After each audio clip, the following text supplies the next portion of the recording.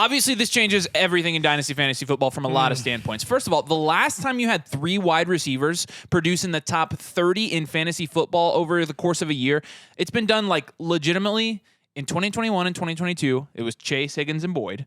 And then that's pretty much it.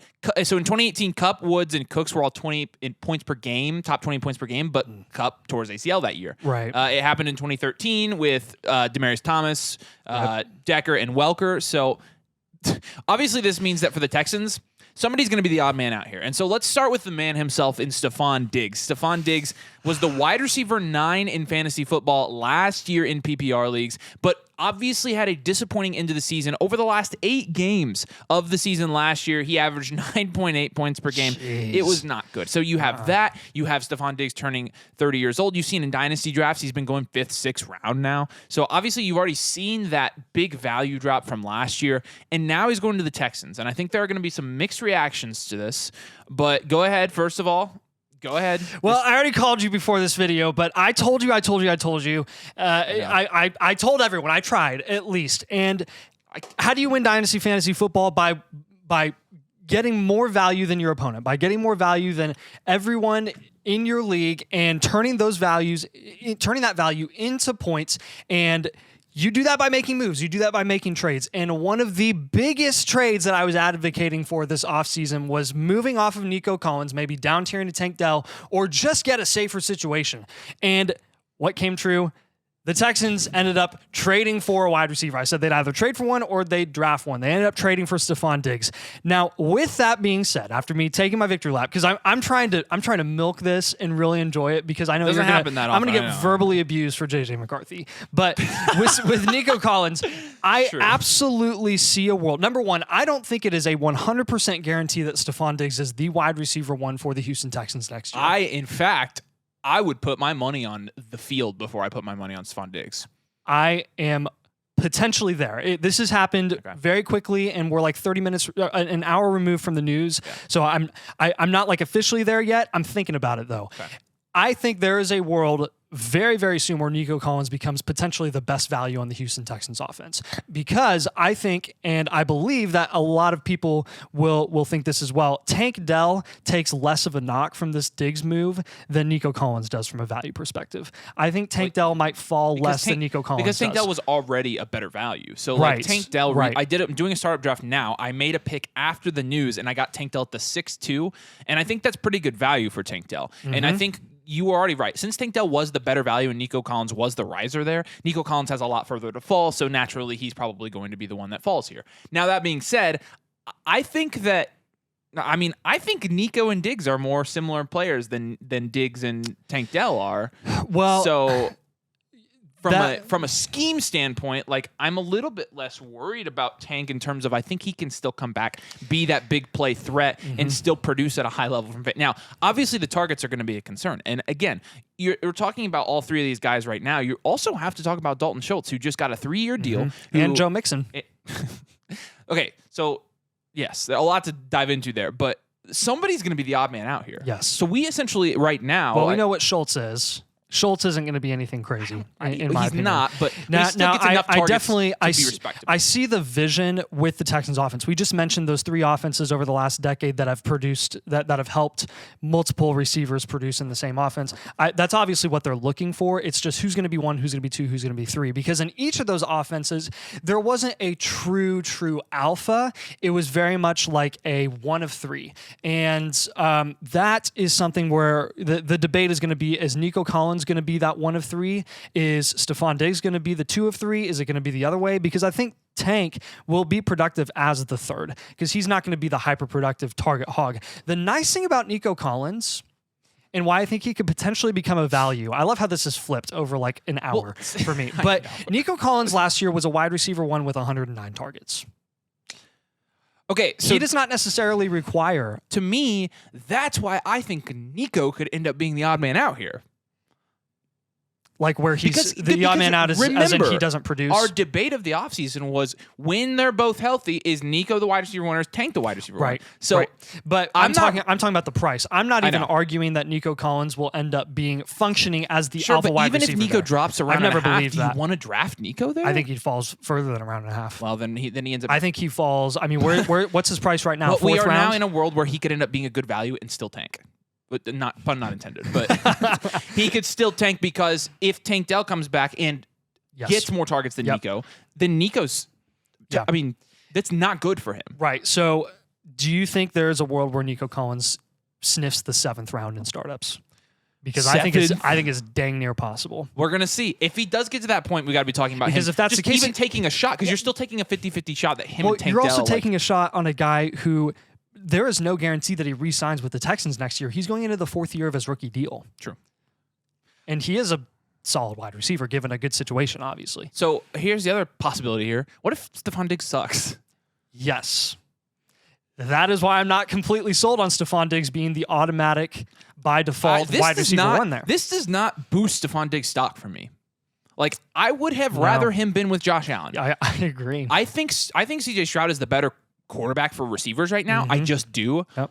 But I would have rather seen Stefon Diggs play with the Bills again from a fantasy football perspective. So when we're talking about the impact for Stefon Diggs as a player, this hurts Stefon Diggs. And obviously it's going to hurt Nico and Tank, but I think it just makes the ambiguous situation we were already dealing with and trying to pick which one of those guys we want to actually draft a lot more difficult. Because, again, Tank Dell, he'll probably see a small value drop, but Nico's probably going to see a big one as well.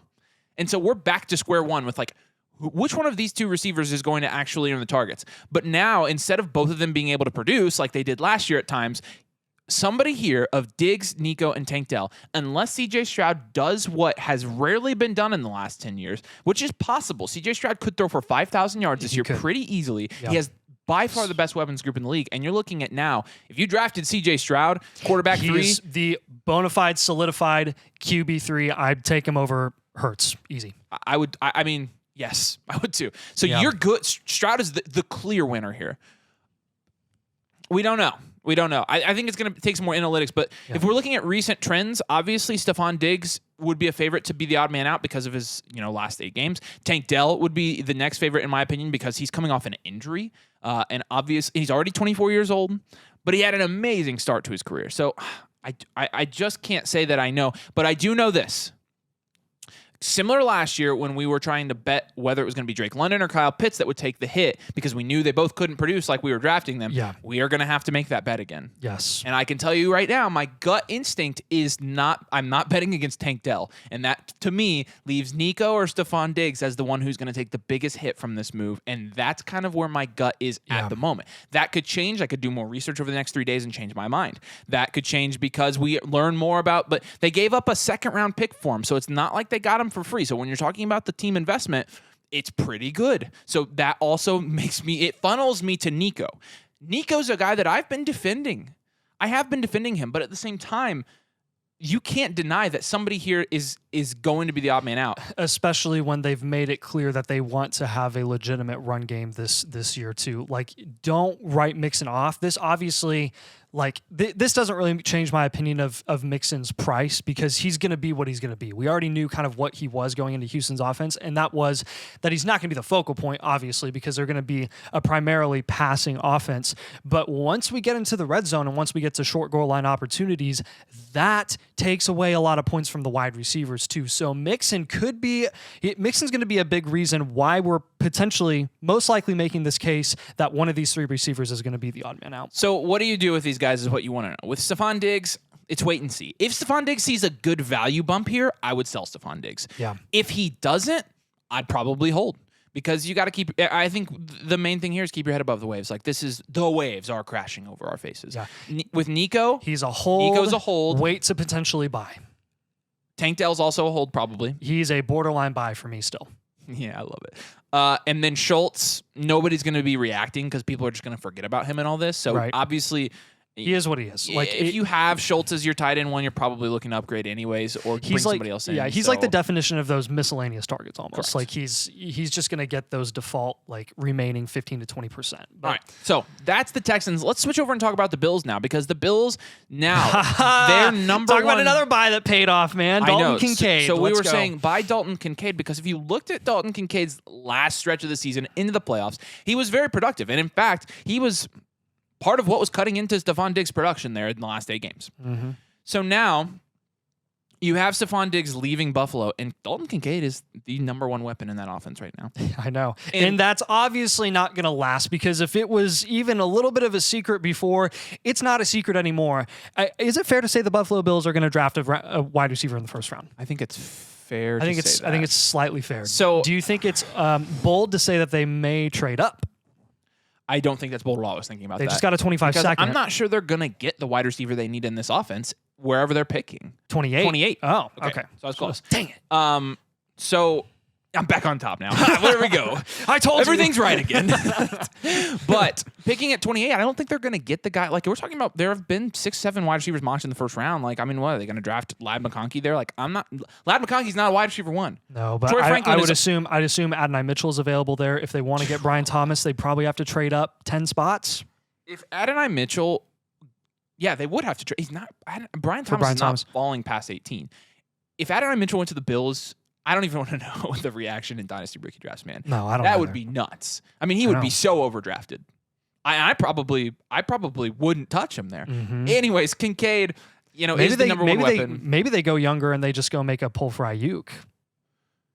Oh man, that would be nuts. They could just turn over. Hey, say here's a 25-second. You don't have to pay Ayuk. We'll take the money, because a trade is an option. Yeah, because they were already paying that money to Stefon Diggs. Now that's off their books, and they can just contribute it to Brandon Ayuk's new contract. So with Kincaid, you're going to see his stock fluctuate in Dynasty. Right now, it's going to go up quite a bit.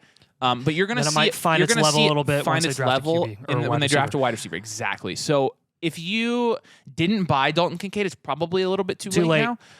There might be another chance this offseason, so then we're holding Kincaid. Definitely don't sell him though. Like it's not a sell high by any means. Yeah, and I hope everyone we told to buy Dalton Kincaid, I hope they all did at this point. He was a great buy. Yeah, that was something that we recommended very consistently in our team blueprints that we do for our supporters over at flockfantasy.com/domain. You have to use code domain, sign up for the Mother Flocker tier. You get access to all of our exclusives, our rookie draft guide version 3.0 coming up very soon.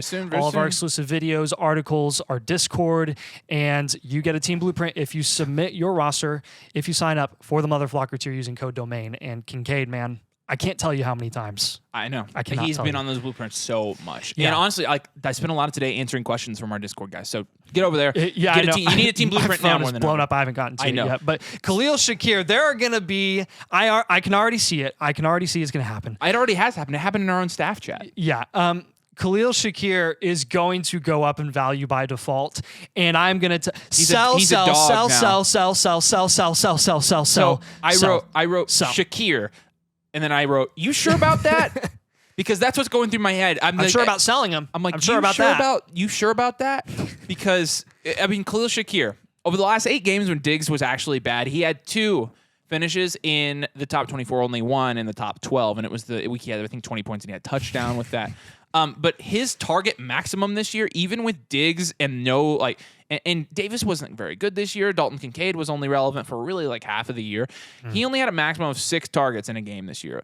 And so with Khlalil Shakir, not a 1. Everybody knows he's not a 1. So nobody's going to say Khlalil Shakir is going to come in and be the wide receiver 1. And if they are, they're crazy. I'm not so sure he's a consistent 2. That's why I said, you sure about that? Because I do think that I think it's Kincaid. I think it's who they draft. It's Kincaid, and then I don't think Shakir's going to do anything more than he did last year. Personally, that's just my gut feeling. He's a great security blanket for Josh Allen, who's a gunslinger, and Shakir is an exclusive slot wide receiver. You don't build an offense around a slot wide receiver with Josh Allen as your quarterback. You just don't. And here's the thing: like a lot of times when we have these big trades, and we have it, this is the vacated volume fallacy. Yes. We are seeing this again when you have an alpha. This is for reference. Khlalil Shakir in this situation is Alan Lazard, okay? And so It did not mean then that Alan Lazard was going to be a wide receiver 1 like everybody. Not everybody. I was going to say. A few select idiots were saying that.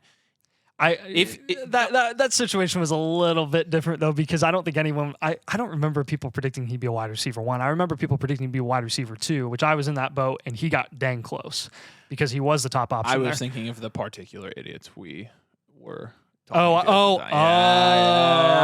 forgot. Oh, wow. Yeah. Okay. Yeah. But I guess I probably shouldn't use that as a good example because they're that was moronic. Right. But this is though the vacated volume fallacy. And Khlalil Shakir will get a bump because of the vacated volume fallacy, trademarked by Dynasty Domain, Team Blueprint. Hashtag. We're not buying Khlalil Shakir here. In fact, if he gets enough value, bye-bye. Like, you get a mid-second for bye-bye. Twos. See you later. Oh, my gosh. Give me seconds all day. Oh, my gosh, Give me. So, we'll see. I don't see it with Shakir, honestly. Yeah. Especially, Curtis Samuel. A lot of people are going to say this for Curtis Samuel, too. He could be good. I would probably bet on Curtis Samuel before I bet on Khlalil Shakir because Curtis Samuel last year in the worst offense, or one of the worst offenses in the NFL, actually did produce at times. Is a good weapon. They did go out and get him and target him. He's good, but he's not that good. Look, this is a lot of wait and see. Like Kincaid, it's like, yep, you're too late. And with the wide receivers that are already in Buffalo, you're like, I'm not doing this. Nope, I'm not doing it. And so that's our official... Right. Like these are all the guys we're talking about here in the Bills offense that are left are role players, and they're staying in the role that they are on the team for. This is not we're shipping off Stefon Diggs because we have the future in Khlalil Shakir. Yeah, same with James Cook. Like people might have questions. Hey, maybe James Cook is going to get a ridiculous amount of opportunity. I wouldn't say that. It's probably going to stay the same, even though he's a receiving option there. He's a role player. So, final note, because I think this could actually be legitimate. This is me also kind of as a Colts fan trying not to freak out. Does this move that the Texans made kind of ensure that the Colts just go offense in the first round? I definitely think it puts the pressure on them. Do you think they go Bowers because for again, sure now? Stroud has the best weapons. Like, we cannot compete with their weapons group right now. Yeah, we can't. So I think it's definitely and that would have major dynasty impact on everyone in that offense too. So keep an eye on that. Yes. There's a potential there. Yep. All right. And the last guy, Josh Allen. Josh Allen, has enough rushing upside still. I don't think it's going to matter. Keep an eye on the Bills' offense. They went pretty run-heavy last year. It was a little bit alarming. This doesn't help him, I don't think. Stefon Diggs clearly doesn't think it will help him because he tweeted this morning that he basically thinks that Josh Allen's success was dependent on him. That's essentially what he said, which is very Stefon Diggs. Look, there's also part of this is Stefon Diggs could have gotten traded because he's a pain in the butt. True. So I'm true, sure they were very sick true. of dealing with him. Yeah. All right, make sure you drop a like on this video for this instant reaction time that we have. Oh, yeah. My son was born 3 days ago, and here I am recording an emergency video. That's dedication, baby. Make sure you drop a like on the video. Make sure you subscribe to the channel as well if you play Dynasty Fantasy Football, and flogfantasy.com/domain to get blueprints, get our Discord, get all of our exclusives, etc. Appreciate you guys. We'll see you tomorrow with another video.